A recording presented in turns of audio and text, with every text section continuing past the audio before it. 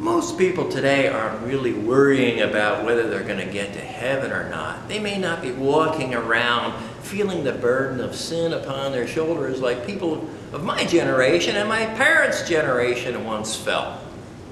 A pluralistic society has caused them to think differently about the concept of absolute truth. And so the kinds of questions that were meaningful to Billy Graham's or James Kennedy's audience of the day are not necessarily all that meaningful for today's audiences. Now, I appreciate all the great work that EE did and that CCC, Campus Crusade, now called Crew, a much cooler sounding name, and some of those groups at Billy Graham Evangelistic Association and so forth. They did great work back in the 60s and 70s and into contemporary times.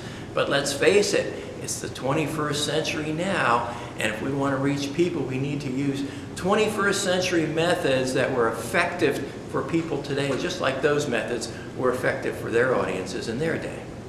So in this final section, I've summarized some of the things that we're actually going to be dealing with as we go out and minister in the future. We're going to be talking about not only some of the complexities of evangelism today, but how we've found some new ways to resolve some of those complex issues.